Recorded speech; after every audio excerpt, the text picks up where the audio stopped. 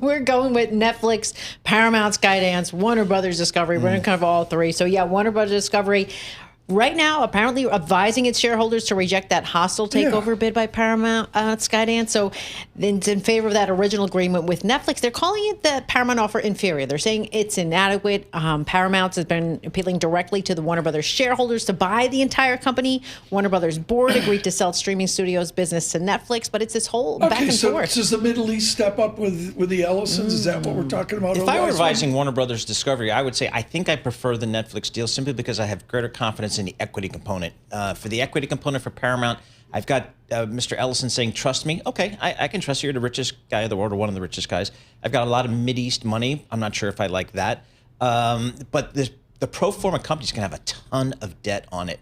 And that's a problem as an ongoing concern. So again, I can understand why the Warner Brothers advisors and are saying, hey, let's stick with Netflix. And the valuation of Versant off of Brian Roberts and Comcast, you mentioned this the other day. Yeah. You and I were weaned on 11 and 14 times EBITDA. Yeah. And this puppy's going for 5 times EBITDA. If that, yep, exactly right, Tom. So the valuations of cable networks have really just fallen off the table, and it's really a business that has declining revenue. Although I saw last month, cable subscriptions actually ticked up positive. Right. Last month for the first time in years. And what's great, Lisa, is thank you, football. Yes, probably. Yeah, you're probably right. I used to sit in the back. They were embarrassed by me, and Mr. Mays used to call upon me first with his cowboy hat on. Tom, what do you think?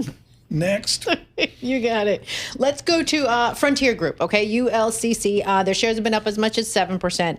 So there's news that the airline is in these revived talks to merge back with Spirit Aviation, bankrupt, Spirit. They filed for second bankruptcy in less than a year in August.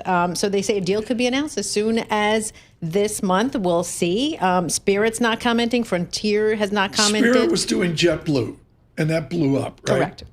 See, well, I just think, I don't know how the regulators would not support. I mean, you got to let these two companies come together, or any of them come together. Right. And they're saying if you do get this combined Spirit Frontier, they could become the 5th largest airline in the U.S. based on like miles flown by paying passengers, and that moves it ahead of JetBlue, moves it ahead of Alaska Air Group. So it kind of puts it. Because Spirit Airlines and they cover the markets that the big don't want to cover. So the small markets, you got different clientele. Exactly, you got to protect those things. But this goes back to the heart of it. Paul, you're different cities around the country, they don't have 3 airports. No, I mean it's a big deal. It's not as small. Can you squeeze one more in here? I'll squeeze in. We'll get to the housing market. Let's do it. Homebuilder Lennar, LEN, down more than 5%. So they forecast first quarter orders, deliveries, margins all below expectations. They also posted lower than expected orders and margins for Q4. And that's despite, they were doing incentives, mortgage rate buy downs, pushing home deliveries up 4%. Average sales prices fell. It also reduced its starts and sales pace as part of this recent strategy shift. But it's also dragging down, companies like DR Horton, Pulte Group, Toll Brothers, their shares are all down about 1% this morning.